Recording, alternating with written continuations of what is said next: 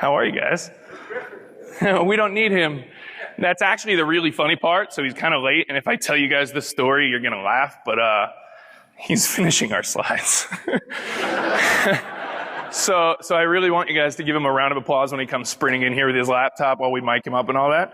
I can chat for a minute, but I'm glad everybody's here. This is definitely growing. We really like that. Hey, look, here he is. Everybody clap.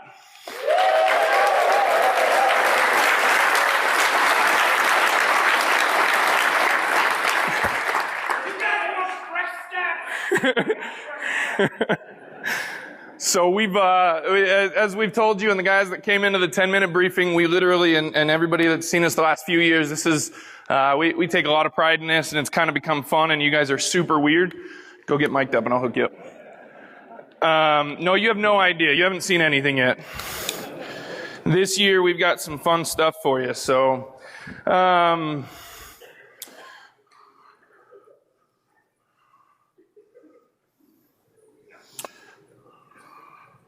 don't judge us. I couldn't find Helga. Of course. You guys always take the inflatable sheep. It's weird. You gonna stand there? You good? You on? Just a second. You're late, so he has to do it in the middle of the talk. You good? All right. Can you talk? Cool, yeah. You can hear me? Good, awesome. Thank you. Oh, water too. We haven't introduced ourselves yet. So let's get into it. So, hi.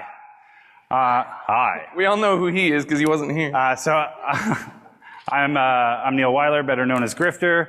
I have been running the network operations for Black Hat for the last 16 years and all the shows in between. So other countries. We used to do a Windows show in Seattle.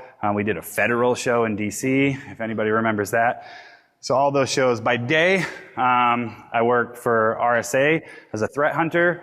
By night, I do this, and I also run all the contests and events for DEF CON. So we're headed over there right after we step off this stage. So I am been here 11 years, right behind Grifter, riding his coattails the whole way, and it's working out for me so far. I'm up here. Day, I'm actually a resident engineer for Palo Alto. Night as well, doing this, 801 Labs, Hackerspace, et cetera, et cetera. You guys know us at this point, I hope. Cool.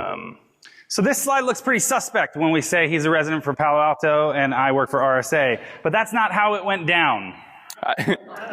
We brought them into the NOC first, and then they hired us because they were like, wow, you guys are so awesome. 1 week with you is not enough.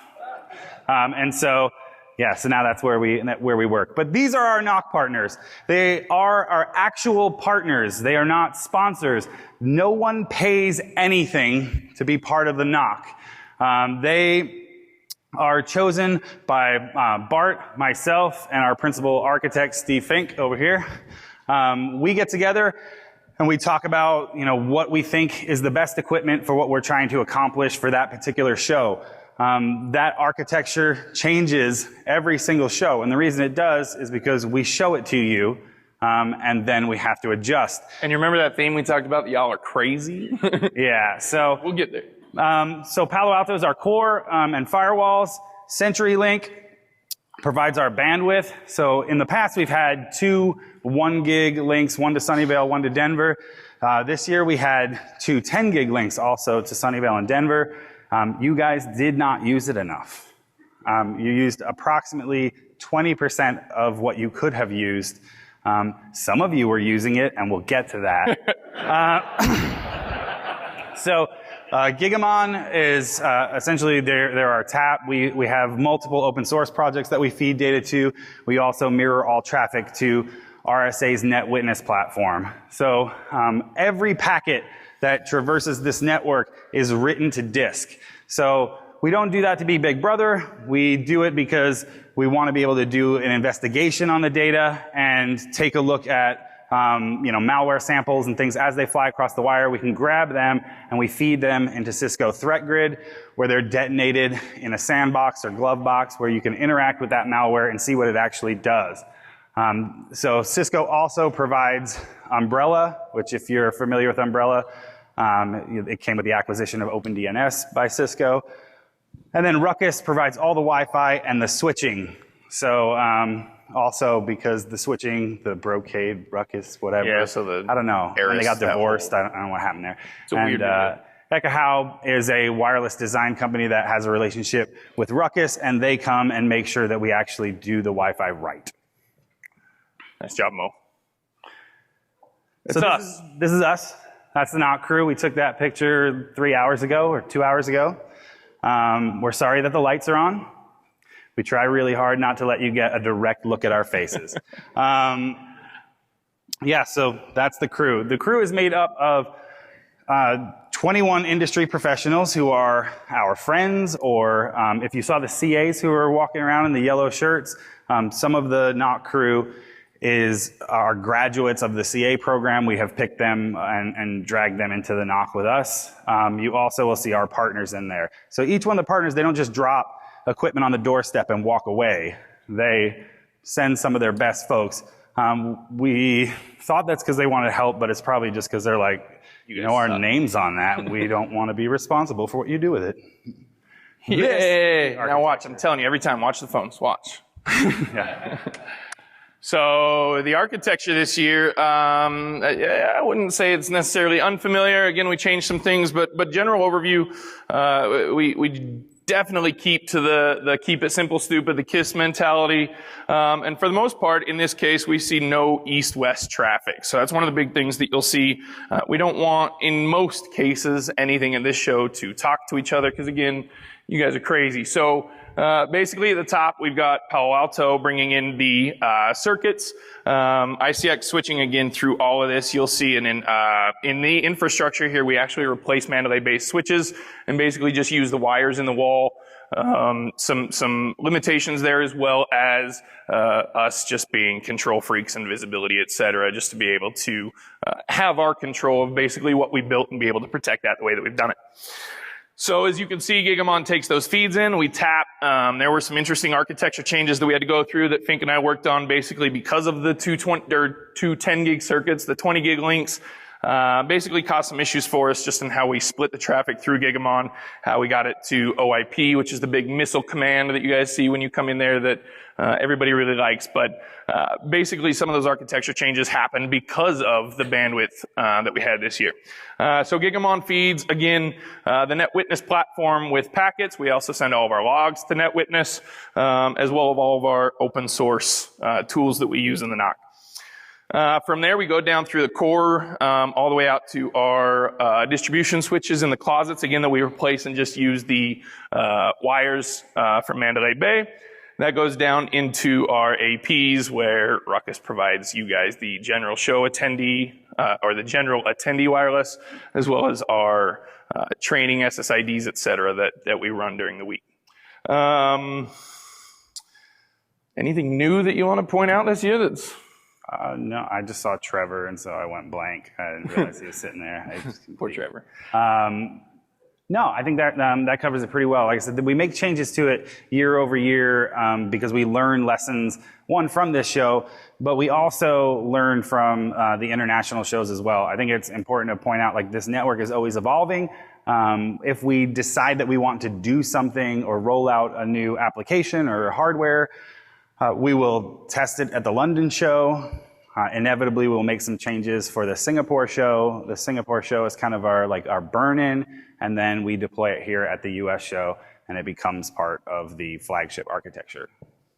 And then we change it every year just to keep Fink busy. It works. Good. All right. Now, fun stats. So what we had this year, again, we had significantly more bandwidth, but what we saw was that where we had 21 million DNS queries last year, we had nearly double that this year. So people were getting on there and using it. There was definitely an uptick in activity, but nowhere near the 10 times that we were honestly expecting. We were like, whatever we give them, they will consume. You know, and so there's more than that, so prove it to us if we need to get more. I mean, yeah. Well, now we can't really like throw down the challenge because the network's coming down. You have, 40 minutes. Don't challenge. So if there's something that you really wanted to download, now's the time. And you guys want to download a lot of stuff. So, and we're going through this stuff fast because we want to get to questions. We'll run through these slides relatively quickly, and then we're just going to open it up and let you ask any and everything that you want to ask. That's the funnest part. Yeah, so again, so here is just a visualization of the DNS trend over the course of the show. So you can see, it's very pretty waves and whatever. We see an interesting drop-off when it comes to the briefings themselves. It's funny because during training is where we see a lot of activity, and then the number of concurrent users will actually drop once the show starts, and I think that's just everyone going, I'm not getting on that Wi-Fi. Yeah, so there's some interesting stuff that Heather's told us from Ruckus before, and one of the stats that we've seen was that basically we have twice the number of attendees as some of the shows that she does as well, and basically less than half the amount of people that connect. So you guys don't like it. Training's obviously with labs in the cloud, etc. There's going to be plenty of connections and people doing work that way. But as far as briefings and you guys just jumping on Wi-Fi, you don't like it. It's okay. You guys are totally safe. Trust me. So once again, it's insane. Here are the top domains for Black Hat this year, and you can see that one up top is Windows Update. We tell you every year to quit doing it here. Freaking year. Quit doing Windows it here. Update is like, we're like, man. And what's funny too about that is like, so we will start the training classes on Saturday. And I mean, we had all this bandwidth, we got all the network stood up, everything's great. For that first hour of the training classes, the network was kind of like shaky. Like we were like watching it and we're like, man, what is going on or whatever. And it's when everybody plugs in that burner laptop because you got to be safe that you didn't pull out since last Black Hat. It has the same malware from last year. And now we get all the Windows updates pushed that were intercepted and you're just as screwed as you were before. True. I know. I have my burner laptop over there. So you can see most of the top ones are honestly just things where you guys are doing up there. They're the big contenders, your Windows Update stuff, Microsoft, Apple, Google. So no surprises there. Like it's every year, it's all your update. Just 24 hours earlier, and you'd be in a lot better shape. All right, so these are incident stats. So one of the things that we were able to add this year that we haven't had in previous years was RSA has a product they announced back at RSA conference called RSA Orchestrator, which creates incidents and essentially aggregates data from all of the other partners that we're working with into one incident so that we can look at it and say, okay, this is all the data in one place. And so obviously the incidents here, top offenders by device, there's one individual who was responsible for 7 incidents. Why is it? I got it. Gosh. But you can see there are incidents by AP or classroom. So obviously the public Wi-Fi, there are only about a dozen from the public Wi-Fi, but then we have Reef A and B. And that's Sid. What are you doing, man? No, that wasn't Sid. That was Andrew. Oh yeah, that was Andrew. Sorry. Maltego. That makes sense. Turba, whatever. So yeah, he's encouraging his class to, so these incidents are like things that we actually care about. There's a lot of garbage, but this was stuff where we actually were like, So this So this is a fun one because, so one of the things that I really take pride in and playing with this stuff every year and, changing things and, dealing with the partners and the stuff is that we get to we're nerds just as much as you guys. So we love to play with the technology and make things work and see how we can do this and see how really cool this is. But basically, and again, if you guys hear some repeats here from our 10-minute, one of the biggest things that we really like to do and that has kind of paid off with the partners is all of the cooperation and everything that we get between the partners. Basically, what you're looking at here, and one of the things that we added that we didn't put on the architecture, and I'm really disappointed in you guys, and I'm going to tell you this here in just a second. This is a dashboard. We put out honeypots, and you guys are not hackers. I'll just tell you that right now. Are you insane? Don't poke them with a stick. Cookie Monster, so this was a GIF, and basically what we did, and this was kind of a test to see some other things and some stuff that happened there. Basically, if anybody got in that Honeypot, there was information that was run through Orchestrator. Does it work? Oh yeah. Here, I'll let you watch. So basically, Cookie Monster is just waiting, and you can see Orchestrator, some obfuscated stuff, so you don't see the playbooks and stuff, but you can see Orchestrator running, and basically whenever anybody would touch that Honeypot, Cookie Monster let us know, and we didn't get to see many cookies being eaten by Cookie Monster. So I won't poke the stick, but just know that we did some things and you guys didn't do things back. So I really like that, so I wanted to pull a slide. Look at him go. So again, just really quick though, piece of that and what that came from. Again, working with all the partners together and things that we've done, the way that Orchestrator can take the information. If we see an incident, the way that we worked with this, pulling artifacts from all the partners, Ruckus, Palo, RSA, we could basically send that, and in some cases we've sent users to a dynamic user group on the Palo Alto side, and then we can do some things that you'll start seeing in some communication from about, but basically to keep you safe with all this orchestration, we're doing some things of putting in, captive portal's the wrong word, but basically just an HTTP redirect page. When we see something from a device, for example, how many clear text passwords we see come across this network is a shame for our industry. I'll just say that. And it's not a joke this time. Don't laugh. It's terrible. Us as an industry need to fix this. So seeing this kind of stuff and being able to work with the different partners and send redirect pages telling you, hey, look, we saw some clear text passwords or emails. There's another one that we can do if we see beaconing and C2 traffic, so some malware stuff, as well as Monero mining, which we'll get into here in a minute, some crypto mining and things that happen that way as well. So basically, we're trying to be a little more helpful to you guys and give more information on what we're seeing on your devices. Tracking people down every day and finding that just doesn't work anymore. So hopefully in the near future and some future Black Hat shows, you'll see stuff like that we can help keep you safe. So again, biggest piece of this is just all the partners working together and making this really an ebb and flow and a nice partnership with Black Hat and those partners. Yeah, I like having it up there that long. You don't want to. I'm looking at it and I'm like, he's got a problem. Like, we might need an intervention. So that doesn't mean that nobody saw the honeypots that were out there. There was some activity on it, and somebody, decided to send us a message. You guys always like to send messages. Yeah, letting us know they found it. So, give me cookie. I want cookie. Nom nom nom nom nom nom. So yeah, we like stuff like that. All right. Oof. Yeah. We got to have some real conversations sometimes. So I guess I'll caveat this. We're not here to blast anybody, but sometimes, again, it has to happen. In this case, huh? I was going to. Oh, well, we're done. That's not what we're here for, but we will if we have to. So in this case, has anybody heard of Tanium and what they do? Basically a Google for your infrastructure, and I hope you guys aren't in here, or maybe hope you are. Basically, it's pulling full information from every machine on a CMDB, pulling all the information off of a machine and sending it back home. It's doing it in clear text, guys. So I think to that point, I don't think it's a product issue. It's certainly a configuration issue. But even the ability to send that kind of stuff in clear text on the Black Hat network, and that's not necessarily one of your issues. That's an internal IT issue and some security issues that we need to address as a whole. This isn't the first time that we've seen this. We've seen other vendors do this exact same thing.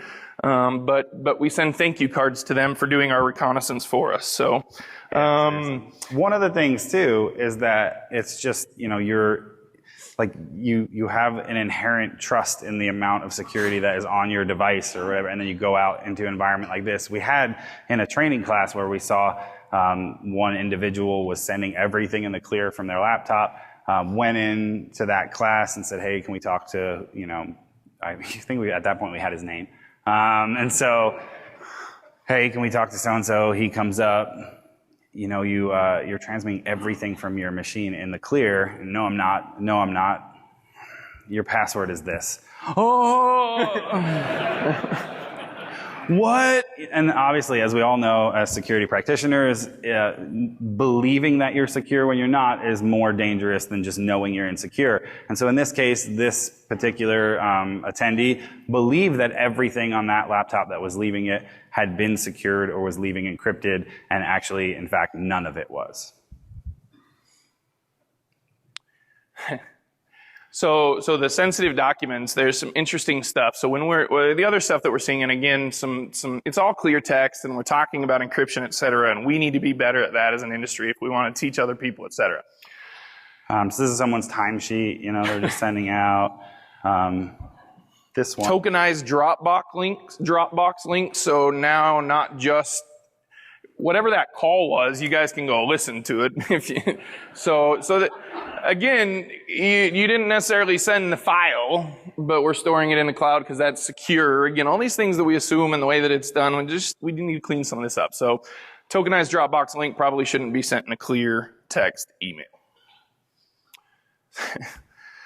API calls, SOAP calls back home. You're configuring something. We obviously obfuscated the host and the user IDs and passwords, but again, API calls done in it clear. That means somebody's affecting infrastructure in one way or another, no matter wherever they are. Is that a company or even your home router, for goodness sake? I don't know if you have an API there, but again, this kind of stuff, just the fact that we assume that things are safe for one reason or another. It's an API call. Who wouldn't encrypt, or however you want to look at it? VPN and encrypt. They're using that sweet base 64. Base 64, man. That's totally ROT 10.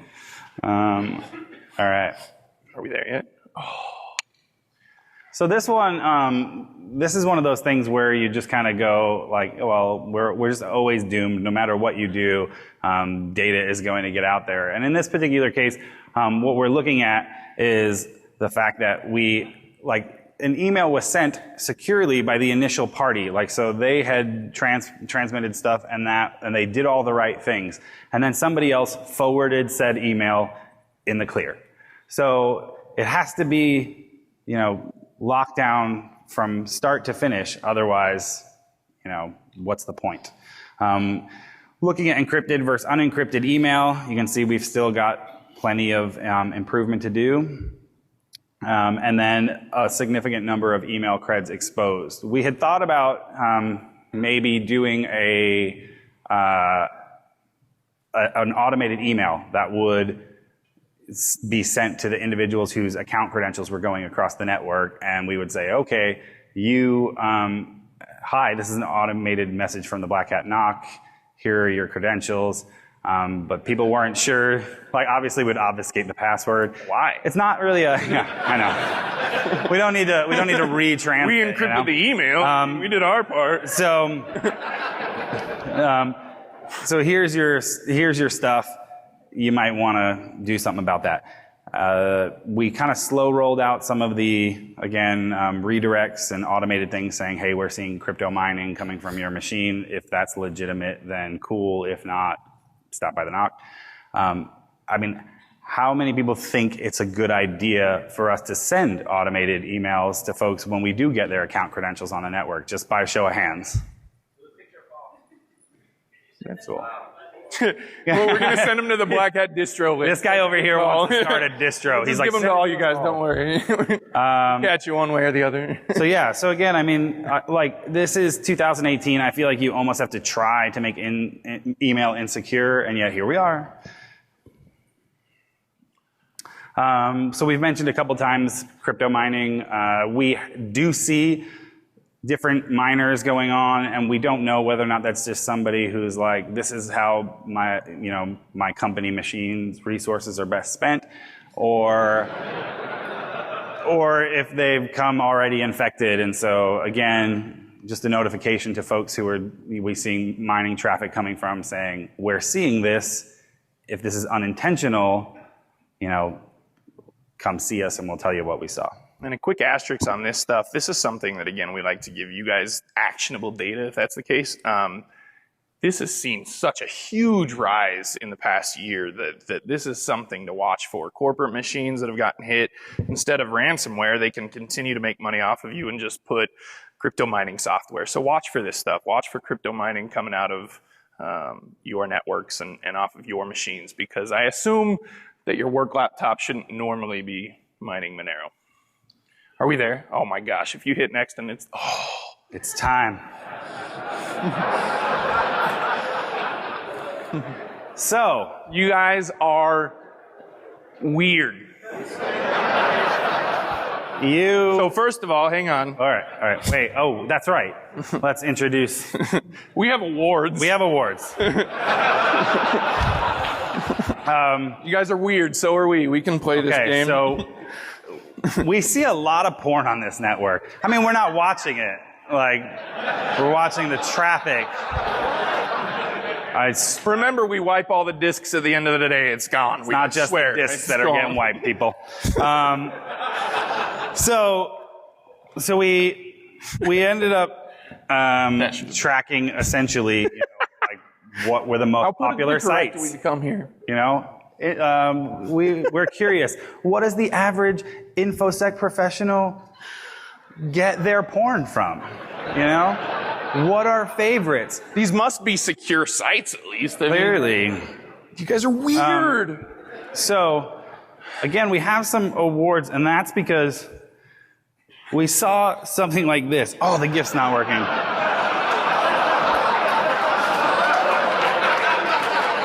Right? Right?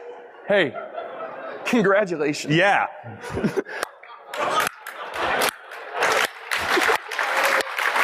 Bravo. Bravo. Whoever you are out there. Not done. Hang on. Yes. We all have to take a deep breath because this is the best part. Go ahead.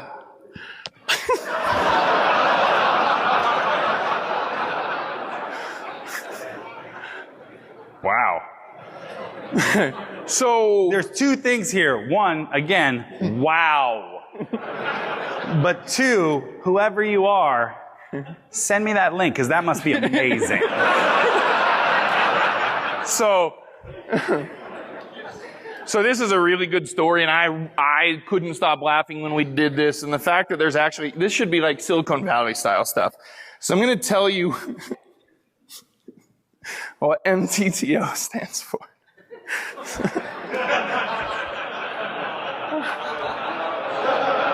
You got it? You guys are there?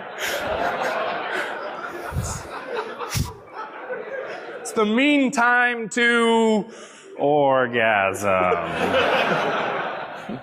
You guys are weird. Yeah. So but keep it up because we like it. So we have some awards, some prizes for whoever. Come claim it. Come like that. Where's our longest porn streaming session? If you could just come up and get your prize. We have your MAC address. You have to have proof. We've got. Are you not in here? The shortest prize, though. That's weird. You can come up next. All right. Well, so totally, we're trying to have fun. You guys definitely keep it weird. So do we. So there'll be some better prizes, I'm sure, next year. And I'm assuming we'll see some really weird stuff. Are we done? I know. Yeah, we can't. Like, there's nothing else after that. We timed this specifically so we could hit Q&A. We do about a half an hour of yammering, and then we just take questions from you guys. So as in past years, ask away, and we're happy to share whatever we can. We've got mics because this is a huge room this year, and there's always people that leave. Why don't you want to ask questions? Anybody else? Fine, go. Come get your award. What is this? Yeah. What was that? He said, "What's this thing on the stage with the antennas?" So one thing that we always see around Black Hat, obviously, is like rogue APs or different wireless devices, and people think they're clever and all that. And so we called one of our friends. Yeah, so we brought one of our buddies with us. He was here last year. You may have seen it walking around or whatever. But this is the Wi-Fi cactus. So hashtag Wi-Fi cactus if you're looking for it. It can be plugged in, but it is also mobile. So it's on a backpack. He wears it around and it lights up. And it is 25 Wi-Fi Pineapple Tetras listening to 50 channels simultaneously. And I mean, there's something wrong with him. We know that. Tell me, hey, how many unique devices again? Over 50,000 unique devices. And what was the other? How many gigs? Over 350 gigs of it's passively collecting over 16 hours. That's like 10 times bigger than last year. Good job, guys. It's 10 times bigger than last year. It's like the bandwidth, and you see what you guys do at 10 times more, so it's kind of weird. Who else? I was wondering if you're doing any automated handling of incidents. Say again. I'm sorry.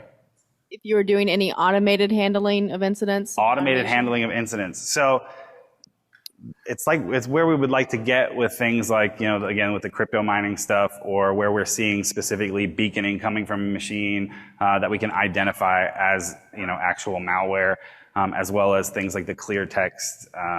But with this network, it's a little bit difficult because what we're essentially doing is looking for the traffic that is actual bad traffic. We can't block things because they look malicious, because that could be somebody's demo or a lab that they're doing. And so when you have something like the Kali Linux dojo going on the entire length of the briefings, you can imagine that there are some attacks going across that network. And so automation is difficult. We can do some simple stuff, but Automation's good, and that's some of the stuff that we're obviously trying to get to with some other pieces. But I think that the important piece you'd stay there is define incident. Because again, an incident here would be completely different to an incident in a corporate environment. So to that extent, yes, but there's not much to do because we don't consider many things incidents, because everything flies, including 2-hour streams. Again, I just can't. So we won't stop anything in that sense. We won't block anything. So there's no automation to stop, C2 traffic or anything like that. So to that point, yes, we do automation, but not for, again, defining incident would be the difference there between our environment and normal corporate environment. Anybody? What you got? Cool.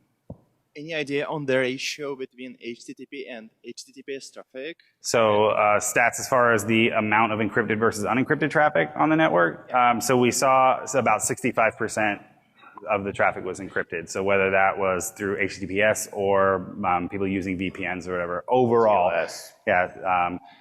65%. Okay. Any plans in the future, Black Hat, to inject JavaScript on plain text Hell HTTP? And so a question was inject JavaScript. You have a mic. Why do I don't repeat now. That's great. So a lot of the things that we do, and the extent asking you if we would send emails, we're you guys. We're this is what we do as well, and we're the same people just on this side of the fence. So we keep all of that information in mind as well as far as privacy and injecting things. We've talked about 802.1x to keep people secure, and I can tell you everybody wants us to do it, every partner that we talk to. But I couldn't imagine if I walked into DEF CON and they tried to push a cert to my device. I'd throw it out the window. So I assume that you guys would do the same, and it's not something that we're willing to do for your sake because of what we would do the same thing. So, and I'm just going to say, the mics are fine, but if you guys, there's a lot of you packed in. So if you want to just yell, just make sure we can hear it, you can yell. That's fine. Sit down. No. What's up, man? So I would be curious to see stats on how much traffic the highest users actually used. Well, you have to come collect his prize. I mean, presumably that is a lot of traffic right there. But so there's some interesting stuff that we could look at that, but I think it's a little skewed in some sense because if it's VPN, we've seen people that are VPN home and download stuff. We've seen backups. So I think it's skewed in some ways to what that is, but it isn't interesting. It's pretty skewed usually. Yeah, you look nervous though. If I go look that up right now. 20 gigs. Encrypted. Good job. Go ahead. You mentioned limiting east-west traffic in general, and I was wondering, did you do anything with, or I guess how did you deal with IP version 6 and link local stuff that sometimes is sneaky? I personally would have to give Fink a mic because I despise IPv6. Fink a mic, so in that sense, we haven't done anything internally with v6. We let everything happen on the back end, but even at that with CenturyLink, our public space is all IPv4 still. So nothing there yet. I know people like to play with that. I'm kind of it's not broken, don't fix it in this sense. There's plenty of things that you still need to fix, but no real plans yet, but that doesn't mean it won't happen. All right, other questions? Yeah, so you probably haven't seen this here, but on other networks, have you seen any DCO activity of adversaries to maintain availability of the crypto streams on IoT? I can't say that I've necessarily seen that, but it's certainly something that I'd be concerned about, because if they're infecting your machine and you're mining cryptocurrency, there's some infection there. You don't know whether that's, and it may not be today that there's any kind of back door through that infection, but that doesn't mean that can't and won't evolve eventually, because if you're maintaining that connectivity, you're gonna have a lot more options, obviously, at that point. But Yeah, I didn't necessarily mean like backdoor, but okay, them seeing other malware and taking it out. say that again. Somebody just said you're hard to understand, so come close. Hello. So, I'm talking about them seeing other malware. Of course, the crypto activities, its own malware, but them taking out other people's malware. So are there like malware wars on the network, essentially, like Yeah, trying to? and does the cost of the electricity mean you could cut back on your own DCO because the bad guys are doing it for you? I haven't seen any activity of that type, though. Anybody else? All right. Well, we'll be up here waiting for whoever wants to collect their awards, and we'll see you guys next year. Thanks so much, guys.